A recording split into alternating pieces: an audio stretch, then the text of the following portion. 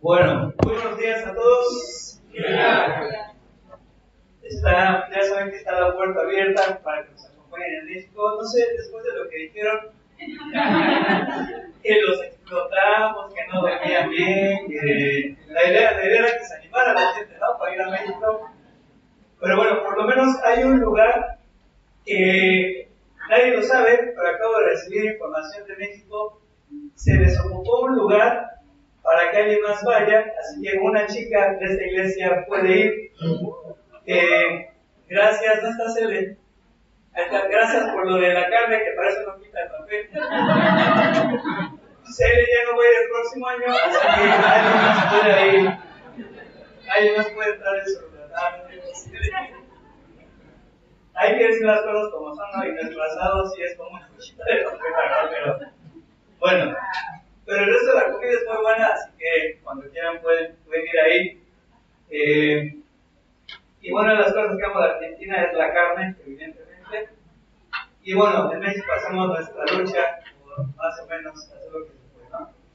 Pero bueno, la verdad que es un sueño poder estar acá. Y evidentemente, bueno, no lo digo para quedar bien con la iglesia ni con ustedes, pero sí, durante todos estos años nosotros tenemos aproximadamente 18 años trabajando ahí en México, desde que nos fuimos acá a Argentina. Y cada ocasión que nosotros regresamos mayormente regresamos para la conferencia en estas fechas, siempre había algún joven o alguien que se acercaba con nosotros y nos decía, no, yo estoy orando por México, y siempre había alguien que nos decía, yo mi sueño es en algún momento ir a México. Cuando hay un grupo, me encantaría ir a México. Durante prácticamente estos 18 años, cada año he escuchado del deseo que muchos tienen, y finalmente el año pasado, y parece que fue ayer apenas, que justo ahí estamos en la conferencia misionera, en el tiempo de la comida, y tiene una semana, un año todavía, tiene una semana menos que un año, y pues estamos compartiendo con la gente de las iglesias, y en el tiempo del lunch, ahí hablamos con Dieguito, y creo que eso fue el domingo, y no sé qué día estamos acá arriba de su casa, no sé qué día fue, el martes, y bueno, como ustedes lo vieron ahí, estrechando la mano en señal de pacto, y es mi papelito porque yo quiero ser parte de lo que Dios está haciendo. Pero me gustaría simplemente cerrar lo que hemos estado escuchando en estos minutos con un pasaje de la palabra de Dios que está ahí en Hechos, capítulo 4, así que si tienes tu Biblia, te pediría que me acompañes. Es un pasaje bien conocido por todos. Vamos a estar leyendo los últimos versículos del capítulo y probablemente también algunos versículos del capítulo 5, que también es un pasaje bastante conocido. Y Hechos es uno de los libros que más me gustan. Es un libro que amo mucho, es un libro muy importante para mí porque es un libro muy especial. No hay otro libro que quizás nos muestre cómo era la iglesia en sus comienzos. No hay otro libro quizás que nos dé una imagen tan clara de cómo la iglesia vivía en comunidad, de cómo ellos iban creciendo, cómo Dios iba aumentando personas a la iglesia. No hay un libro que quizás nos muestre una imagen o un cuadro de cómo se vería la iglesia original según el diseño de Dios. Han pasado muchos años y la realidad es que hoy en día las iglesias todas se ven muy diferentes, pero cuando nosotros leemos estos versículos en Hechos, nos hace pensar en cuál era el diseño original de Dios y cómo tendría que lucir la iglesia. Y bueno, estamos familiarizados probablemente con este libro. En el capítulo 1, después de la resurrección de nuestro Señor Jesucristo, Él se le aparece a muchas personas, se le aparece ahí un grupo de discípulos. Y bueno, creo que de los versículos más conocidos en el capítulo 1 es precisamente el versículo 8, tres testigos en Jerusalén, en Judea, Samaria y hasta el último de la tierra. Y ahí tenemos la ascensión de nuestro Señor Jesucristo. Un grupo de creyentes se quedan orando en este lugar, en el aposento alto. Y después en el capítulo 2, nosotros entendemos que es el comienzo digamos, oficial y formal de la iglesia en el día de Pentecostés. Encontramos el primer sermón del apóstol Pedro y un grupo de 3.000 personas aproximadamente creen en Jesucristo, y de una manera muy rápida, de una manera podríamos decir vertiginosa, esta iglesia que recién comenzaba empieza a tomar fuerza. Y ahí, bueno, al final del capítulo 2, seguramente recordarás cómo describe Lucas todas las prácticas que tenía la iglesia que iba comenzando. Tenían en común todas las cosas, perseveraban en la doctrina de los apóstoles, en el partimiento del pan, en las oraciones, y podemos ver al final del capítulo 2 que prácticamente todos los elementos de la iglesia hoy en día, si alguna vez te preguntaste por qué en la iglesia hacemos lo que hacemos, por qué se cantan alabanzas, cómo surge el programa de una iglesia, ahí en los últimos versículos del capítulo 2 de Hechos, ves que prácticamente todos los elementos de la vida de la iglesia son los mismos elementos que practicaba la iglesia en sus comienzos. Capítulo 3, encontramos este milagro, que va a ser el primer milagro público, sanando a un hombre paralítico. Ahí aparecen Pedro y Juan. Y bueno, como consecuencia de este primer milagro público, la iglesia, o mayormente Pablo y Pedro, son llevados ante las autoridades, hay un juicio, y llegaremos entonces ahí al capítulo 4, donde Juan y Pedro van a presentarse ante el concilio y van a ser sometidos por las autoridades en ese momento. No vamos a ver muchos versículos, pero si tienes entonces ahí tu Biblia y me acompañas a leer algunos versículos para tenerlos como contexto.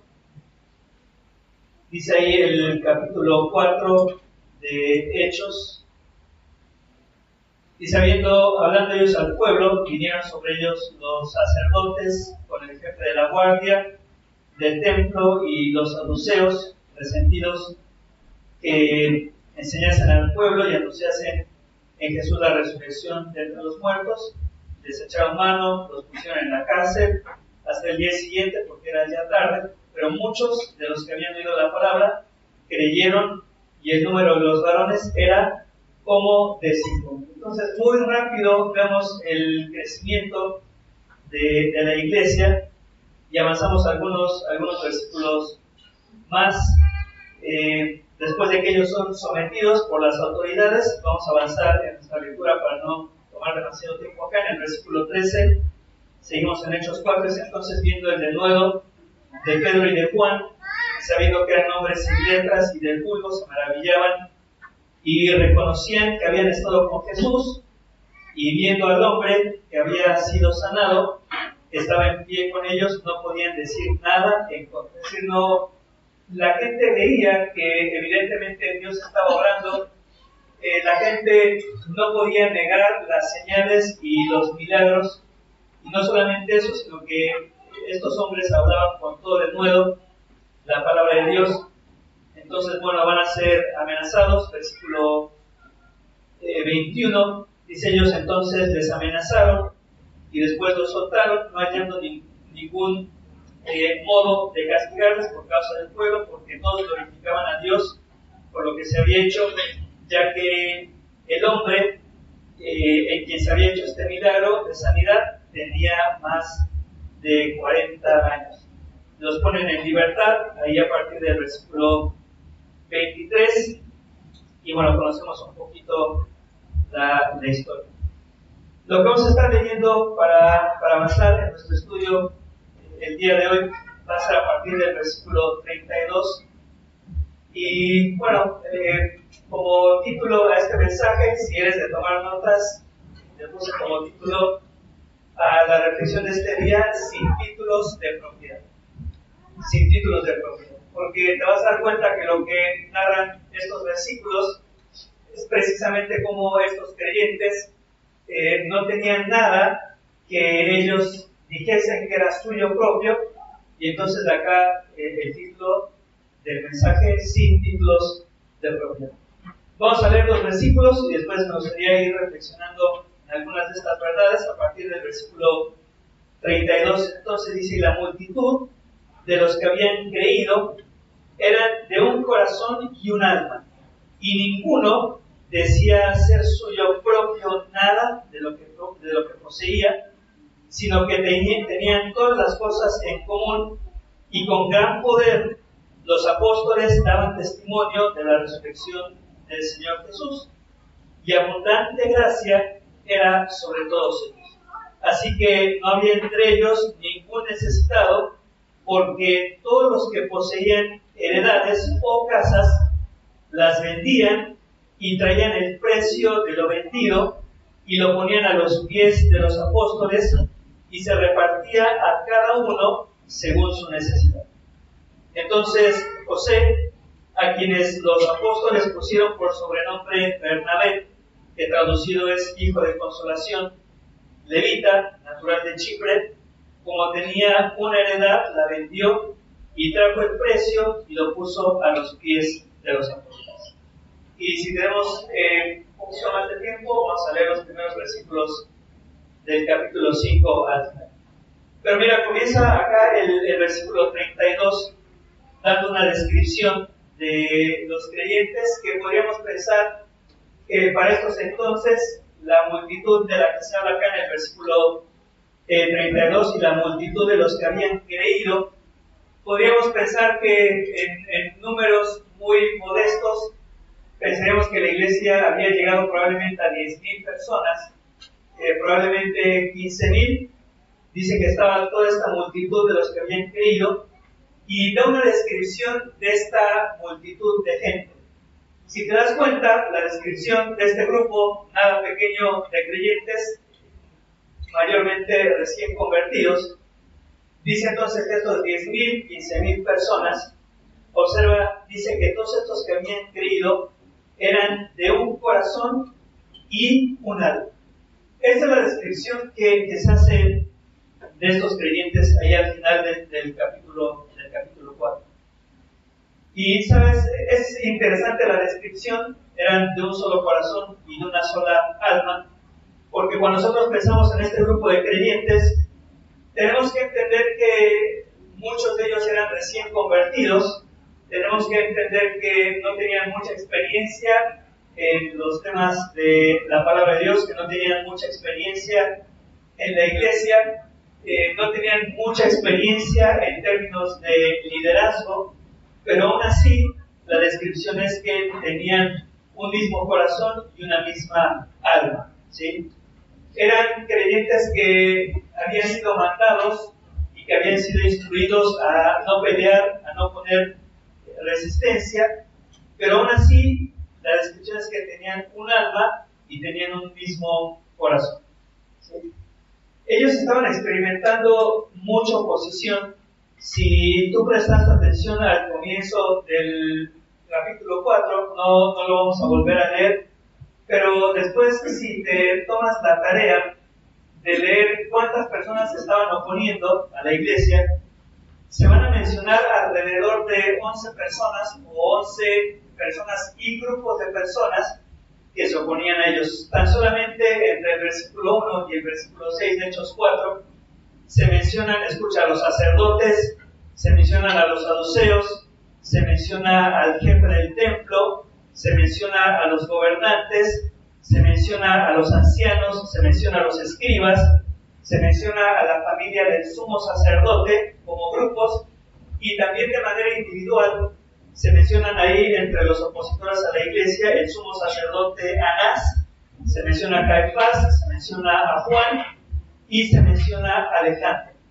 11 o grupo de personas o individuos que se estaban oponiendo a la iglesia, a este grupo de recién convertidos, que eran inexpertos en los temas de la iglesia, que eran inexpertos en el liderazgo, que no estaban acostumbrados y que no estaban enseñados a pelear. Y a pesar de todas estas circunstancias que nosotros podríamos entender como circunstancias contrarias a la iglesia, la descripción del versículo 32 es que a pesar de todo esto, ellos tenían un corazón y tenían un alma. Todos estos. Cuando Lucas dice acá que tenían un corazón, literalmente la palabra significaría corazón, pero evidentemente Lucas no está refiriéndose al corazón de estos creyentes como un órgano, sino lo que Lucas está queriendo dar a entender cuando describe a estos hermanos es que ellos tenían unidad. Esta palabra o esta idea de tener un mismo corazón significa que cada uno de ellos, tenemos que entenderlo como un grupo de 10,000 a 15,000 personas. Escucha, todos ellos tenían los mismos deseos, todos ellos tenían los mismos afectos, es decir, su corazón estaba entregado y su corazón estaba comprometido a las mismas cosas, no solamente los mismos deseos, no solamente los mismos afectos, los sentimientos de ellos eran los mismos.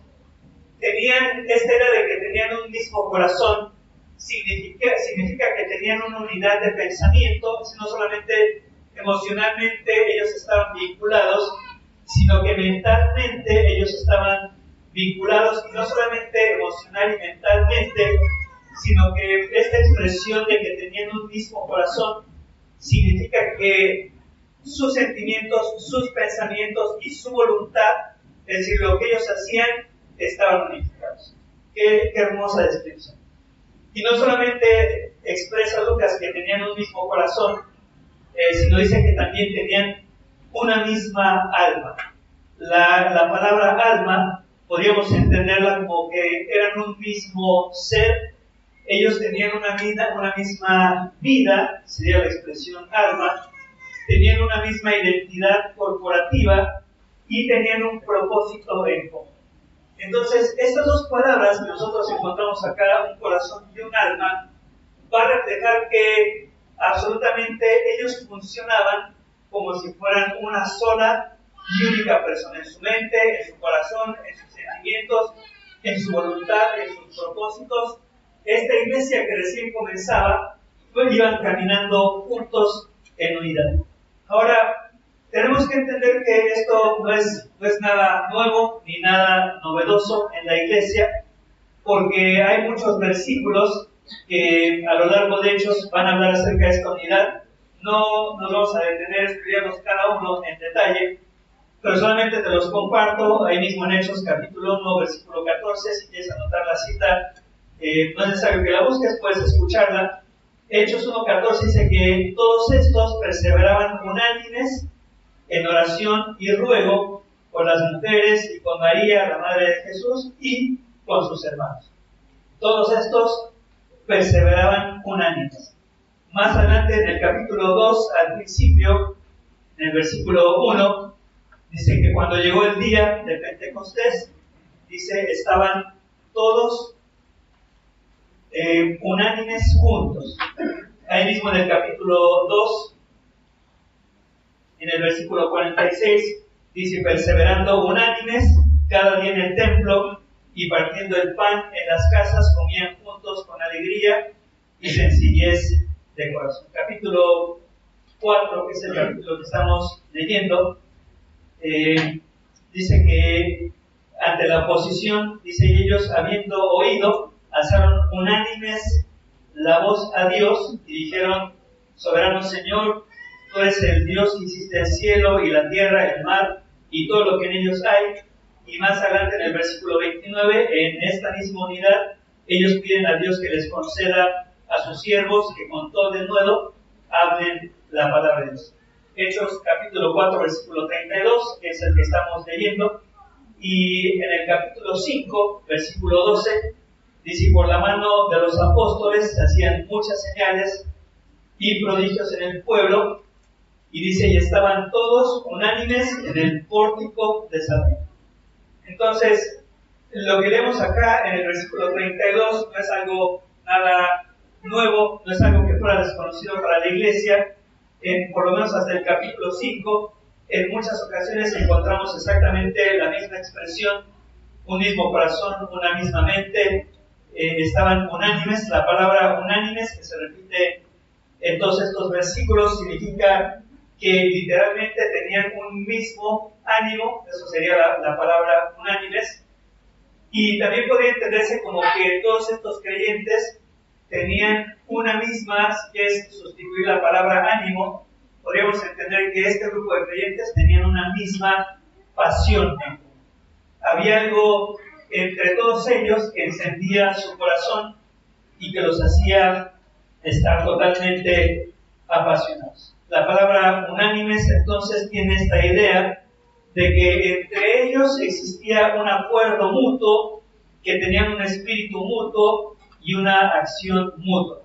Esta unanimidad que vemos acá en estos versículos debería realmente ser la marca distintiva, no solamente de la iglesia acá en Hechos, sino que esta unidad de pensamiento, unidad de voluntad, tendría que ser la marca distintiva de cada iglesia cristiana, tendría que ser la marca distintiva de nosotros en nuestros días. Esta unanimidad tendría que ser la marca distintiva de todo aquel creyente que es verdaderamente, que es un creyente genuino. Y cuando nosotros pensamos en este tema de la unanimidad, cuando nosotros pensamos en tener un mismo corazón, cuando nosotros pensamos en tener una misma mente, y tú estudias todos estos pasajes, podrás darte cuenta con mucha facilidad que esta unanimidad no significaba solamente el hecho de que la pasaban bien, de que les gustaba estar juntos. Si tú estudias cada uno de estos versículos, te darás cuenta que esta unidad procedía y se relacionaba directamente con lo que Dios estaba haciendo. No los unía la comida, como en México la comida, a cualquier lugar que vas hay comida. No los unía el fútbol o la pasión por su país, como quizás acá en Argentina, no los unía el asado. Todas estas expresiones de unidad están directamente relacionadas con lo que Dios estaba haciendo, con la obra de Dios y lo que estaba sucediendo en esos momentos, ¿no?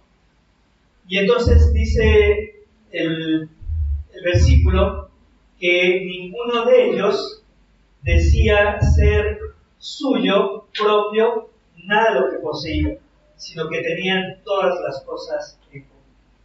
Cuando nos damos cuenta lo que estos creyentes decían, ellos decían, nada lo que tenemos, nada lo que poseemos nos pertenece. Por eso el título del mensaje es sin títulos de propiedad, ¿sí?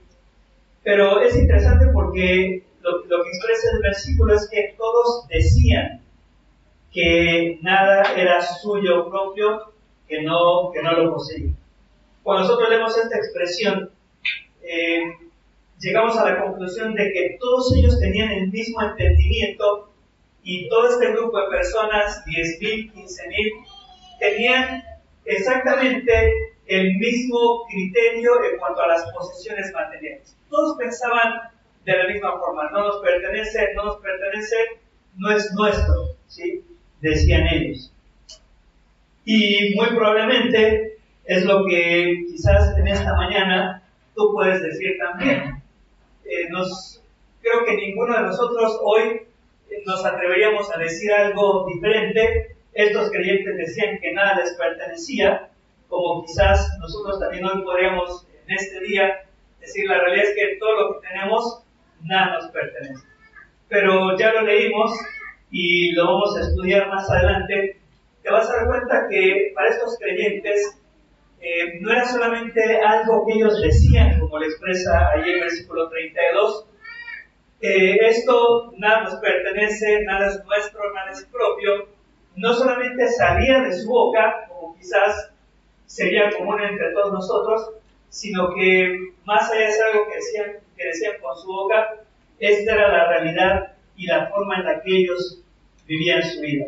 Claro, cada uno de nosotros, te digo, podríamos decir exactamente lo mismo con las mismas palabras, pero en el caso de ellos, no solamente era un dicho, ellos vivían lo que es. Versículo 33 dice, y con gran poder los apóstoles daban testimonio de la resurrección del Señor Jesús. Y observa la última parte del versículo 33, dice que la abundante gracia era sobre todos ellos. No me voy a detener mucho en la primera parte del versículo 33 porque me gustaría mencionarlo al final. Y con gran poder los apóstoles daban testimonio de la resurrección del Señor Jesús. Pero sí me gustaría hacer una referencia cuando dice al final que abundante gracia era sobre todos. Nosotros en nuestra Biblia, en castellano, sobre todo en la versión Reina Valera, no nos damos cuenta, pero hay dos palabras en griego que se repiten acá en el versículo 33 y que es una palabra muy de uso común en nuestros días y que tiene que ver con la tecnología. Aparece en dos ocasiones la palabra mega, y esta palabra mega significa algo que es grande, algo que es de gran dimensión o de gran tamaño. Y bueno, esta palabra mega se relaciona en el versículo 33 cuando dice gran poder, y después cuando dice abundante gracia sería exactamente la misma palabra. Entonces Lucas en el versículo 33 habla de un gran poder y habla también de una gran gracia que estaba en la iglesia en esos entonces.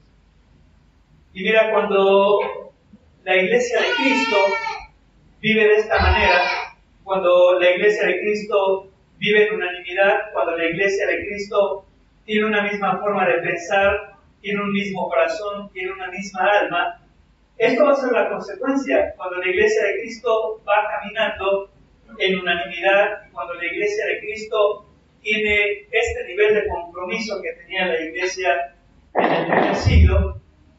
¿Cuál va a ser la consecuencia? Una iglesia vive y se entrega de esta manera, y lo que va a experimentar va a ser ¿qué? Gran poder, va a experimentar gran gracia o gracia abundante sobre todos ellos.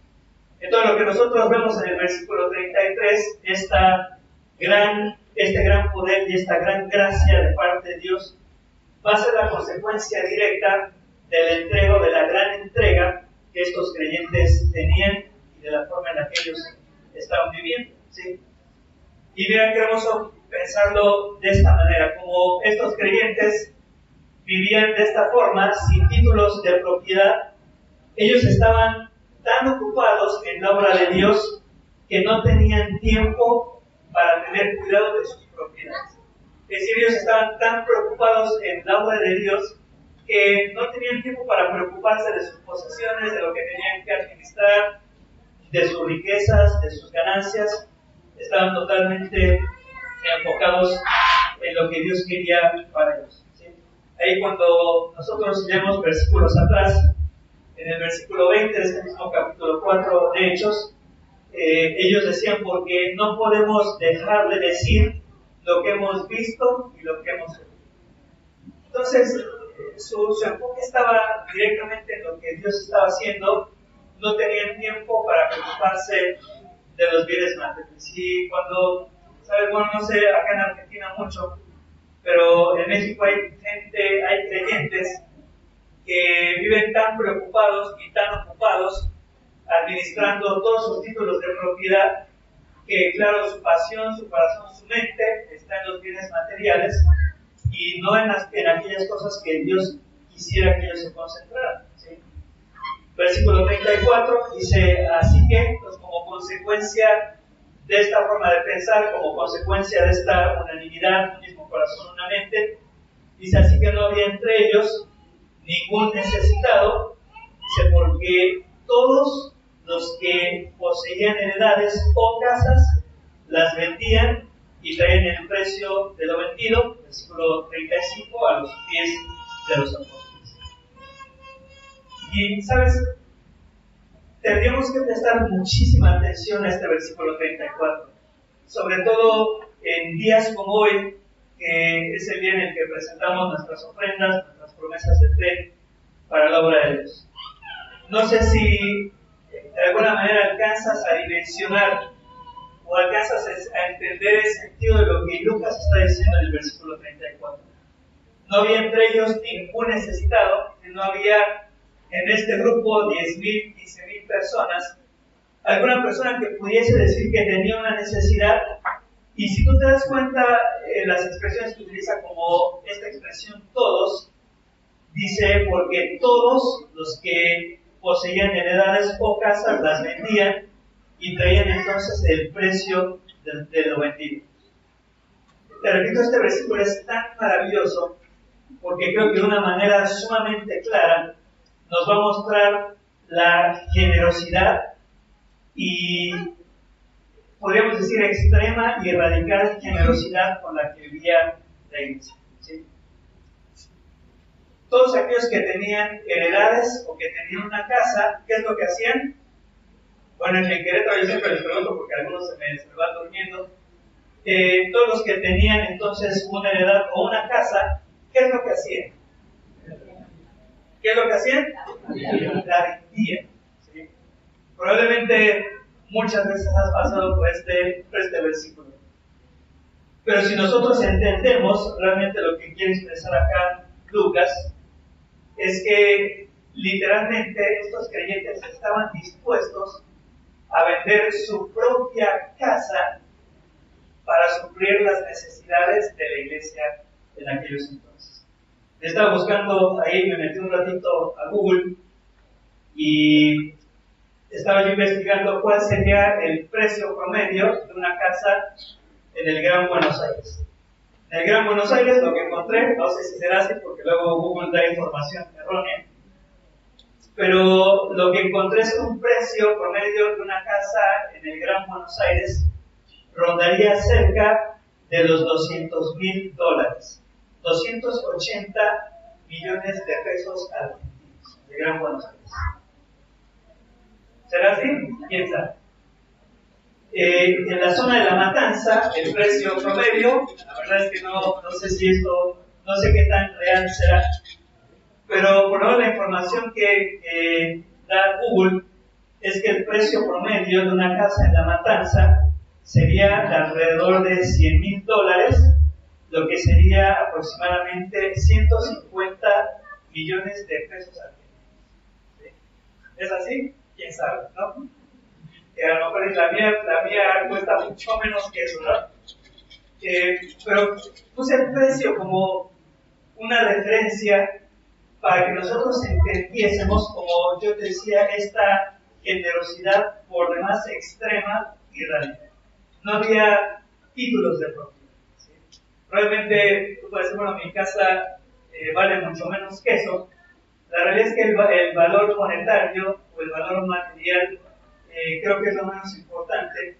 Lo que quiere resaltar Lucas es la generosidad con la que vivía este grupo de creyentes, ¿sí? Dispuestos a vender esto.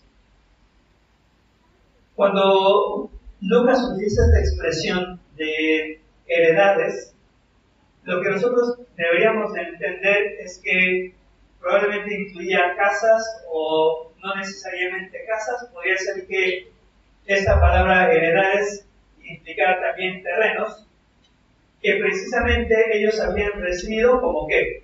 Como una herencia, a lo mejor de sus padres o de sus ancestros.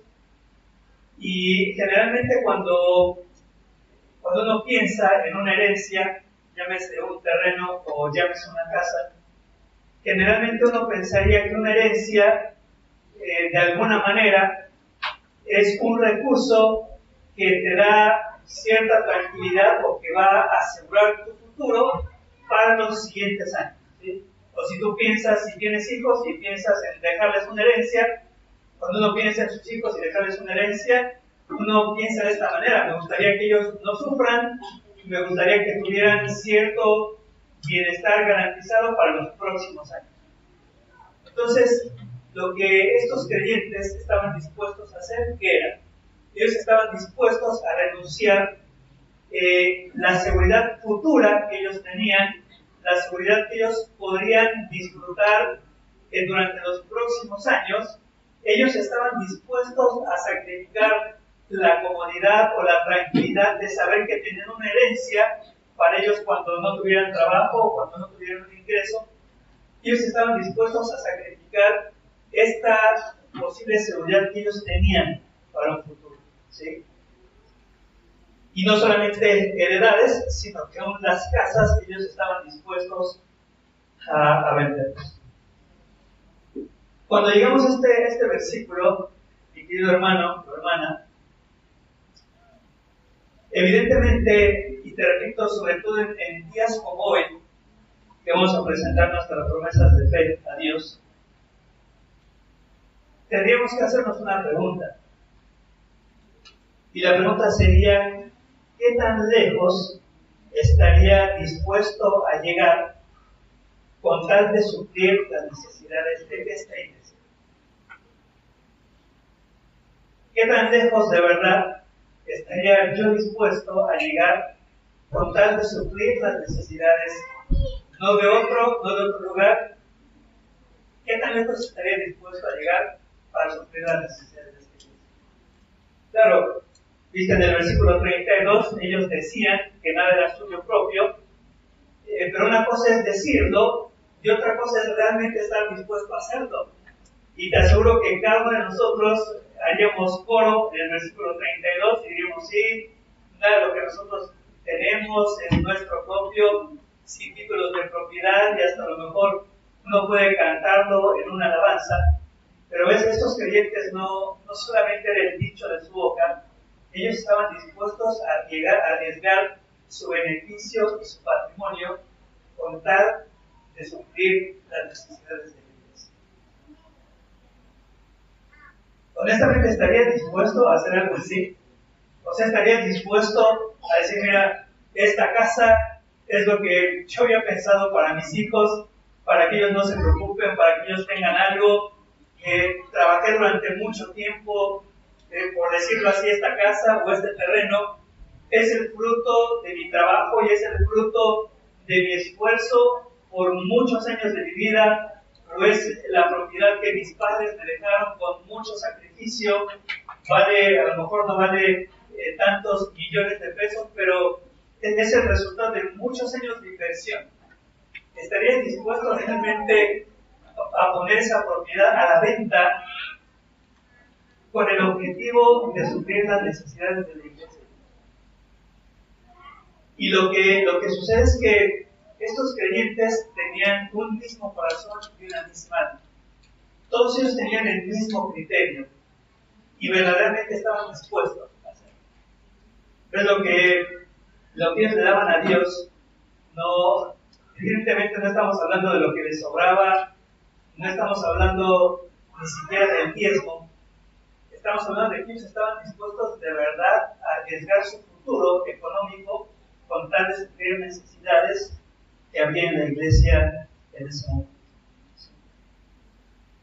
Qué impresionante, ¿no? Yo, este versículo, y honestamente, yo tendría que decirte muy difícilmente, yo estaría dispuesto a perder todo mi patrimonio con tal de ser parte de la obra de Dios y suplir las necesidades de alguien en la iglesia. Y sin embargo, cuando leemos este versículo, es un versículo tan fácil y tan práctico de obedecer. Es decir, en el sentido de, bueno, hay una necesidad, listo, lo vendo, suplimos la necesidad y se acabó. Entonces es fácil y práctico de entender y de una manera muy práctica también de obedecer. Pero al mismo tiempo, si somos sinceros con nosotros mismos, a pesar de leerlo de una manera tan clara, un versículo así llegaría a parecernos tan lejano y tan distante y tan difícil incluso de imaginar que nosotros estaríamos dispuestos a llegar a este punto de generosidad para suplir las necesidades de la iglesia. Claro, porque estamos tan acostumbrados a acumular, estamos tan acostumbrados a precisamente tener títulos de propiedad. Pero estos creyentes no solo decían que no poseían nada, que nada era propio, sino que vivían de esta manera, con una generosidad extrema y radical. Dice el versículo 35 que el precio de la venta se lo ponían a los pies de los apóstoles y se repartía a cada uno según su necesidad. ¿Sí? Pero tenemos que entender lo que en todo esto, esta generosidad, no es algo que la iglesia hacía, ¿sí? no es algo que ellos humanamente se proponían hacer, sino que evidentemente esta generosidad era más bien el fruto y el resultado de ver lo que Dios estaba haciendo, de experimentar la gracia de Dios, de crecer en un mismo pensamiento, en un mismo corazón, en una misma mente. Y lo que nosotros leemos en el versículo 35 es que ellos tenían una confianza total en la guía y en la autoridad y en el liderazgo que Dios había puesto sobre la iglesia. Dice que lo único que hacían, ellos venían a los pies de los apóstoles y traían el precio de lo que habían vendido. No sé si te lo imaginarás, ¿no? Seguramente no es que todos en un mismo instante, todos vendieron sus propiedades y las trajeron a los pies de los apóstoles, pero por lo que entendemos en este versículo es que constantemente, no sabemos con qué constancia y con qué frecuencia, pero si estuviera ahí el apóstol Diego y el apóstol Cristian, vendría gente con bolsas llenas de millones de pesos diciéndole: hermano, esto es lo que vendí en mi propiedad, confiamos totalmente en su liderazgo, confiamos totalmente en lo que Dios ha puesto en su corazón, confiamos en su guía, utilicen estos millones, cientos de millones de pesos para lo que Dios les guíe en su corazón. Entonces había una plena confianza y un reconocimiento de la autoridad al grado que traían el dinero delante de ellos, y dice entonces ahí en el versículo 35 que se repartía a cada uno según su necesidad. ¿Sí? Esta tendría que ser la perspectiva correcta que cada uno de nosotros deberíamos de tener de acuerdo a nuestras posesiones. Nada es nuestro, no son nuestras posesiones, no tenemos título absolutamente sobre nada, sino que lo que Dios nos ha dado, nos lo ha dado solamente para ser administradores y para suplir aquellas necesidades de la iglesia.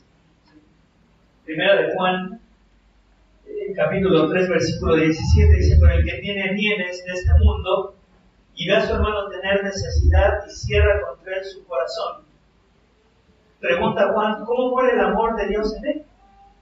Si hay alguien con necesidad y uno tiene para suplir esa necesidad y no lo hace, ¿cómo podríamos hablar acerca del amor de Dios? Santiago capítulo 2, versículo 14 dice: hermanos míos, ¿de qué aprovecha si alguno dice que tiene fe y no tiene obras? ¿Podrá la fe salvarle? Y segunda de Corintios capítulo 8, versículo 2, habla acerca de las iglesias en Macedonia y dice que grande prueba de tribulación la abundancia de su gozo y su profunda pobreza abundaron en riquezas de su generosidad. Primera de Timoteo capítulo 6, versículo 17 dice: a los ricos de este siglo mando que no sean altivos, ni pongan la esperanza en las riquezas, las cuales son inciertas, sino en el Dios vivo que nos da todas las cosas en abundancia para que las disfruten.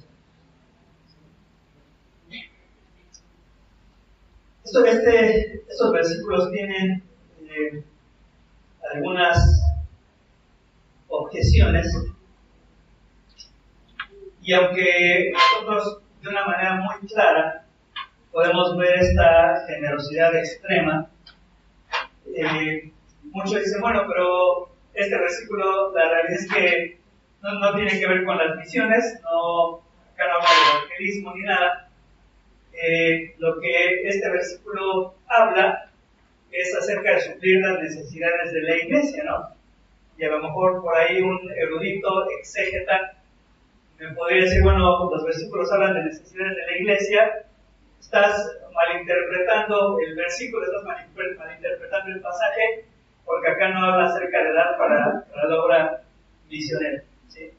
Pero fíjate, si nosotros regresamos ahí mismo en Hechos, capítulo 2, te vas a dar cuenta que el suplir las necesidades de la iglesia estaba relacionado no solamente con la iglesia, sino que directamente con la obra misionera, que es el tema de nosotros el día de hoy. De Hechos capítulo 2, y al final del capítulo que lo veníamos mencionando.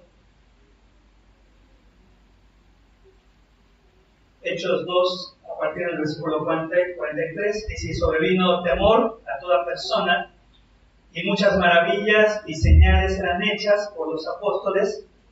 Todos los que habían creído estaban juntos y tenían en común todas las cosas. Te vas a dar cuenta en el versículo 45, que es prácticamente lo que estamos leyendo en el capítulo 4. Dice: vendían sus propiedades y sus bienes y lo repartían a todos según la necesidad de cada uno. Pero observa: y perseverando unánimes cada día en el templo y partiendo el pan en las casas, comían juntos con alegría y sencillez de corazón. ¿Y qué dice el versículo 47? Alabando a Dios y teniendo favor con todo el pueblo. Y al final dice: y el Señor añadía cada día a la iglesia a los que habían de ser salvos. Entonces, si bien los versículos que estamos leyendo en el capítulo 4 no lo menciona expresamente que los creyentes vendieran sus propiedades y que lo daban a la obra misionera, sí lo que podemos entender es que como consecuencia de la generosidad de la iglesia, la comunidad alrededor los veían, y como resultado del testimonio de esta iglesia totalmente generosa, extravagantemente generosa, dice que el Señor añadía cada día a la iglesia a los que habían de ser salvos. Entonces, aunque lo que habla el capítulo 4 es expresamente suplir necesidades, sí entendemos que la generosidad era un principio que la iglesia vivía, y que el testimonio de generosidad de la iglesia hacía que los demás voltearan a ver a estos hermanos, y esto hiciese que más personas se añadieran a la iglesia, ¿sí? Entonces, el pasaje tiene que ver con la obra misionera. Y sabes, tiene que ver con la obra misionera, ¿por qué? Claro, porque evidentemente, si había hermanos entre ellos que estaban atravesando alguna necesidad material, su enfoque estaría en ¿qué? En suplir sus necesidades materiales. Pero cuando la iglesia suplía sus necesidades materiales, estos hermanos tenían toda la tranquilidad y toda la libertad, ¿para qué? Para dedicarse a la obra de Dios. Es decir, no está desconectado de suplir las necesidades de los creyentes con la obra misionera.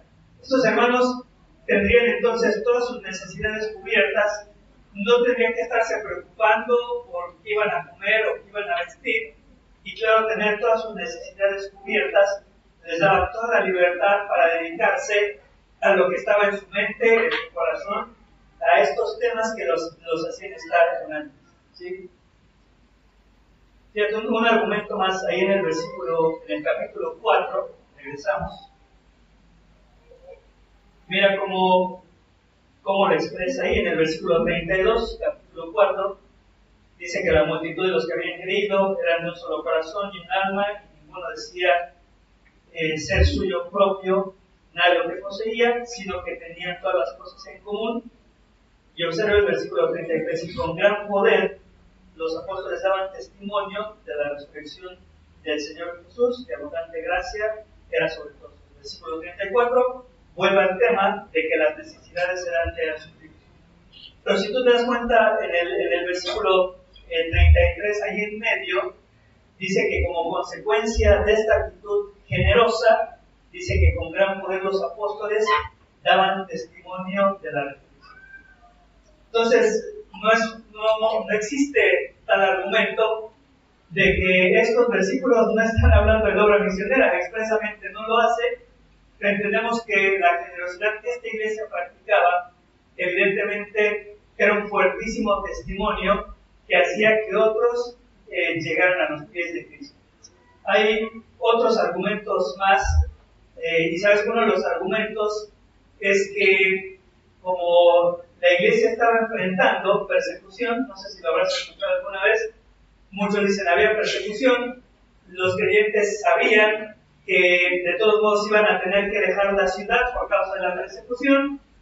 Entonces muchos dicen de esos creyentes, no es que fueran muy generosos, eran abusados, eran inteligentes, y antes de que fueran expulsados de la ciudad, ¿qué hacían? Vendían la propiedad y podían irse tranquilos llevándose todo el dinero. Pues tampoco es argumento, porque hasta el capítulo 4 no existe la persecución real y cruda la entendemos a partir del capítulo 8, la entendemos mucho más adelante. Entonces, la venta de las propiedades no podemos entenderlo como que iban a dejar la ciudad y entonces eran inteligentes y vendían. De hecho, lo dimos desde el capítulo 2, cuando recién comenzaba la iglesia, ellos ya vendían sus propiedades. ¿Sí? Otro argumento, ¿cuál es? Que ves que en el capítulo 1 los apóstoles le preguntan a Jesús si el reino iba a ser restaurado. Entonces, otro argumento es que estos creyentes pensaban que la venida del Señor estaba muy cerca, entonces que como la venida del Señor estaba ya inminente, decían, vendamos lo que tenemos, disfrutemos del dinero porque el Señor está a punto de venir y la casa de nada nos va a servir más el dinero, ¿sí? Pero tampoco encontramos absolutamente nada en el texto que nos indique que la venida del Señor era lo que los motivaba, la inminente venida del Señor era lo que los motivaba a deshacerse de sus propiedades y disfrutar del dinero. No hay en el texto nada que nos indique. Lo que vemos en el texto, lo que nos indica es que en su corazón había total generosidad, una entrega total de sus vidas. Y escucha, aunque este fuera el argumento, aunque el argumento fuese que ellos pensaban que el Señor estaba a punto de venir y que ellos decían antes de que venga, vendamos y disfrutemos del dinero, incluso si ese fuera el argumento, ojalá ese fuese el argumento de nosotros, ¿no? El Señor está a punto de venir, tengo esa convicción, vendo mi propiedad y entrego todo el precio de lo vendido para que sea utilizado para la obra de Dios. Si nosotros pensamos que la venida del Señor está cerca y tuviéramos, o este fue el argumento, tendríamos que hacer exactamente lo mismo. El Señor está pronto, va a volver, vendamos lo que tengamos y pongámoslo a disposición de la obra de Dios. Entonces, creo que ninguno de estos argumentos tiene una explicación real en el texto y lo único que podemos entender y la única conclusión a la que podemos llegar es que su pensamiento como un solo cuerpo, como un solo hombre, ellos entendían que nada era suyo, que no poseían absolutamente nada y que todo lo que Dios les había dado era para ser utilizado para los propósitos de su iglesia y para la obra de Cristo. Y bueno, ¿qué tenemos a continuación?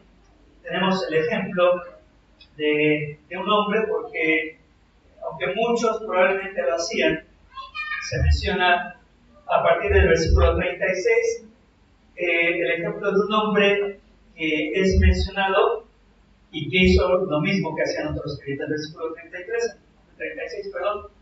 Entonces José, a quienes los apóstoles pusieron por sobrenombre Bernabé, que traducido es hijo de consolación, levita, natural de Chipre, como tenía una heredad, la vendió y trajo el precio y lo puso a los pies de los apóstoles. Y hay algunos detalles acá interesantes con este nombre José o Bernabé. Claro, él formaba parte de toda esta multitud que tenían un mismo corazón, él formaba parte de toda esta multitud que tenía una misma alma, y al igual que muchos otros creyentes, él estuvo dispuesto a vender su propiedad y ponerla a los pies de los apóstoles para que fuera utilizada para la obra de Dios. Pero se mencionan algunas cosas interesantes de él, ¿no? Dice, bueno, su nombre, evidentemente, él era un hombre que Dios utilizaba para consolar a otros, y en medio de la necesidad de la iglesia vender su propiedad, justamente él hizo honor a su nombre, y el precio de lo vendido sirvió de consolación para muchos hermanos. Pero también se mencionan ahí dos detalles el primer detalle menciona en el versículo 36 que era levita. Entonces tendremos que entender que él era de esta tribu que Dios había elegido para que ellos realizaran labores sacerdotales. Es decir, este hombre, José o Bernabé, era un sacerdote entre el pueblo.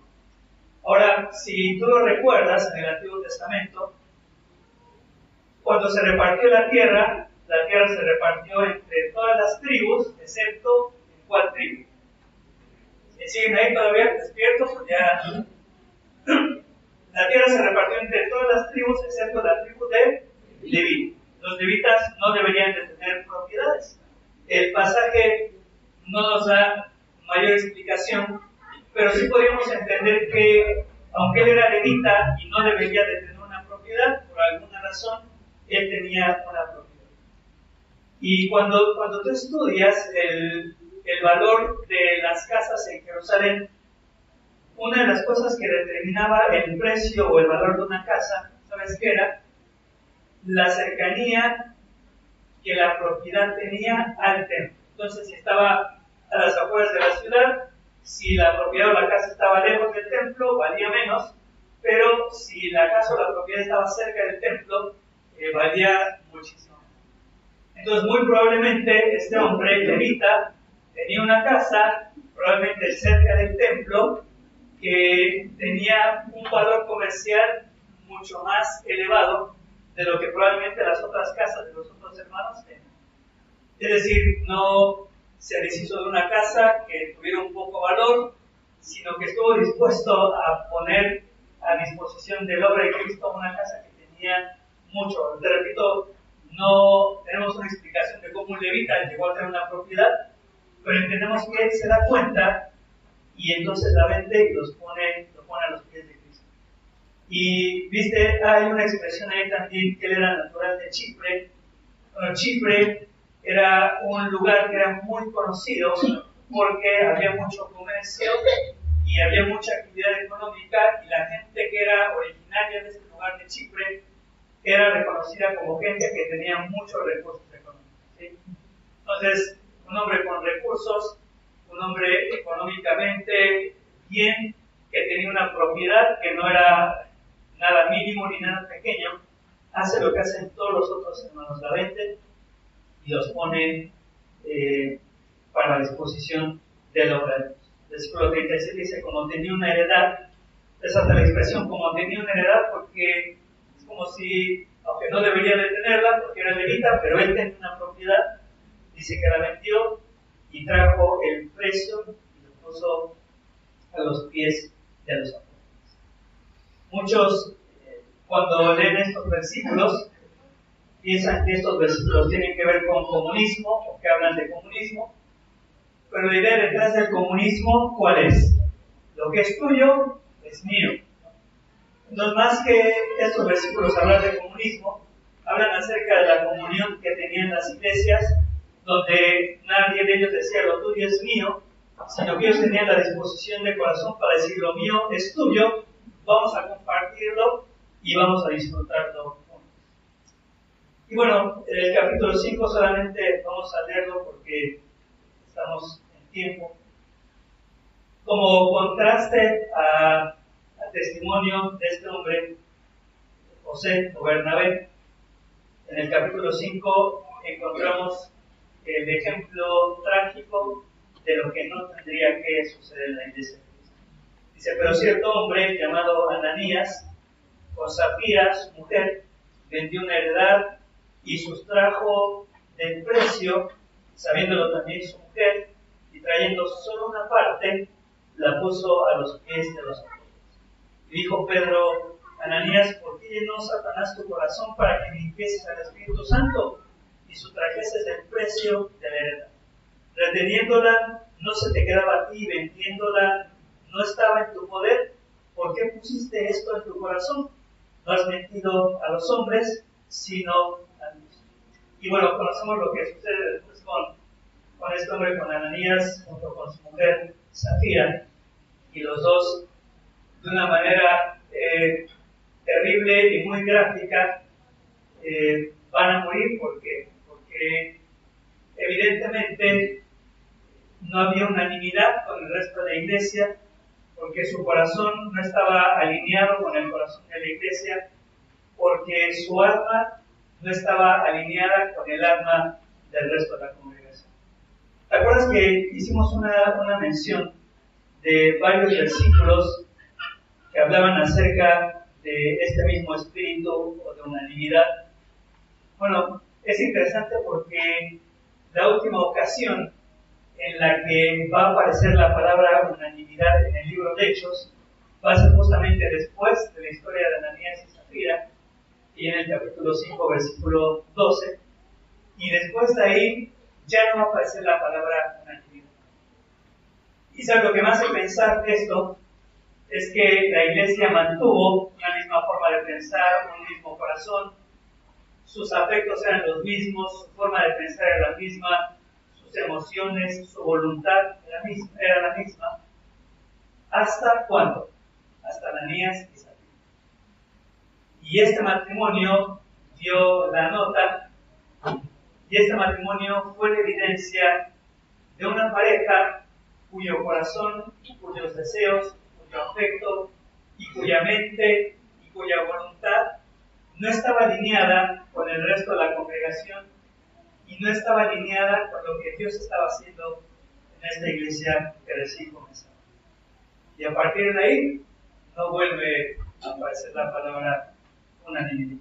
Como si Ananías y Zafira fueran el presagio de lo que comenzó a vivir la iglesia hasta nuestros días, hasta el día de hoy.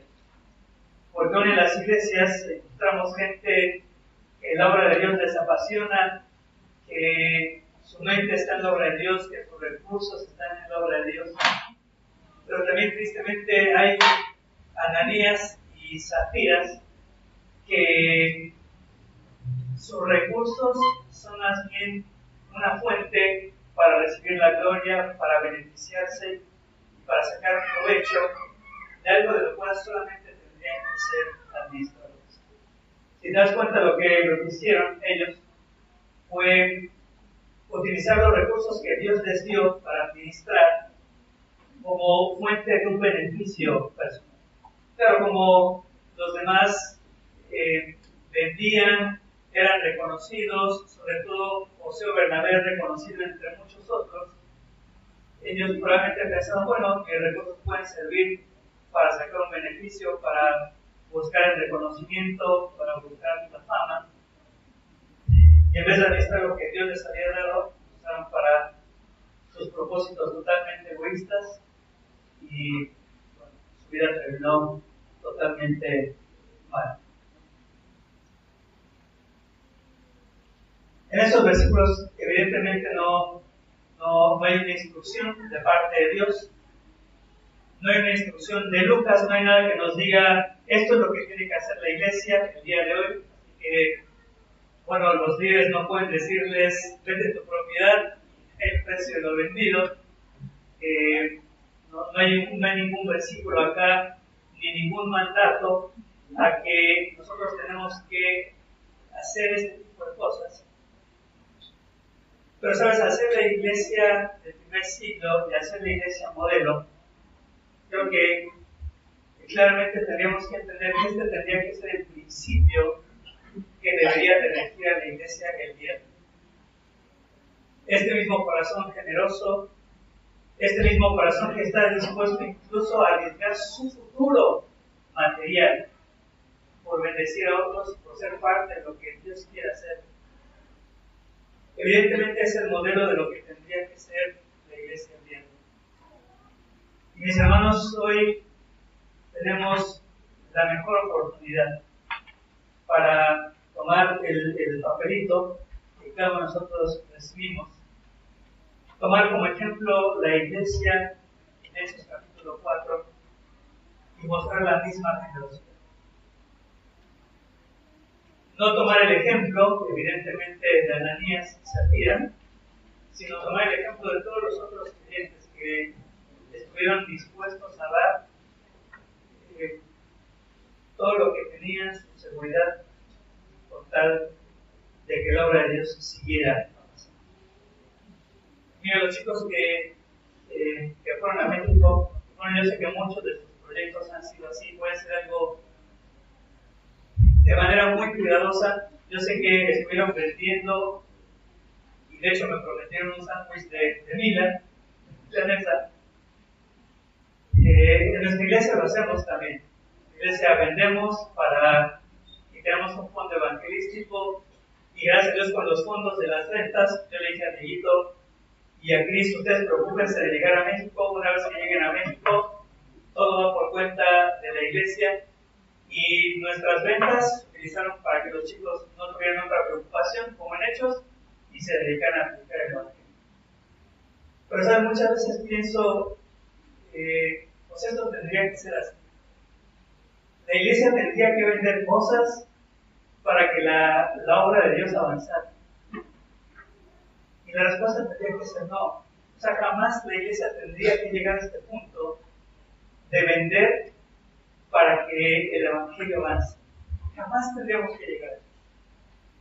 Deberíamos más bien tener un corazón tan generoso, tan extremadamente generoso, que dijéramos, no tenemos necesidad de vender nada. Aquí está, si hay una necesidad, si hay un viaje, tenemos nuestros recursos. O sea, no estoy diciendo que sea pecado vender, ni les estoy diciendo que dejen de vender, son proyectos y al final de cuentas sirven y es una forma de traer recursos, pero más bien creo que como iglesia tendríamos que crecer en generosidad y dar abundantemente como lo hizo la iglesia aquí en estos capítulos. Termino con la pregunta que te hacía cuando leíamos este versículo. Los que tenían heredades o propiedades las vendían. Y la pregunta que te hacía es, ¿hasta dónde estarías dispuesto o hasta dónde estarías dispuesta a llegar para que la obra de Cristo, para que el evangelio siga avanzando? ¿Hasta dónde estarías dispuesto? Bueno, que hoy demos un paso de fe. No quiero y entiendo que no queremos apelar hoy a tus sentimientos, pero sí a la convicción de aquello que Dios nos da. Que hoy demostremos nuestra disposición a dar para su obra, que en las promesas de fe manifestemos el mismo compromiso y la misma generosidad que la Iglesia en el primer siglo nos dejó. Dios, damos tantas gracias por este tiempo. Nos leemos estos versículos y pensamos que tan lejos estamos de lo que era aquella iglesia. Lo vemos de una forma tan sencilla en nuestra mente, lo entendemos con claridad. Imaginamos, hermanos, lo que habían recibido como herencia, un terreno, una casa. Imaginemos estos hermanos arriesgando su beneficio futuro por tu obra. Y aunque lo leemos y lo entendemos, y es claro, hoy pensamos que quizás esto es muy lejano a lo que hay en nuestro corazón. ¿Qué tanto estaríamos dispuestos a hacerlo? ¿Hasta dónde estaríamos dispuestos a llegar con tal de que una persona más escuche el Evangelio? ¿Qué tanto estaríamos dispuestos a hacerlo? ¿Hasta dónde estaríamos dispuestos a llegar para que tu Evangelio llegue hasta el último de la tierra? Es que el día de hoy tú afirmes esta convicción en nuestros corazones y que como estos hermanos en el primer siglo no solamente digamos que nada de lo que tenemos es nuestro, que no poseemos absolutamente nada, que no solamente digamos con nuestra boca que no tenemos títulos de propiedad en esta tierra, sino que como el ejemplo de estos hermanos pueda ser la realidad hoy en la iglesia. Que podamos mostrar esta generosidad abundante, que podamos demostrar esta generosidad radical, que hoy tengamos un mismo corazón y una mente apasionados por todo. Oramos, Dios, en el nombre de tu Hijo Jesús.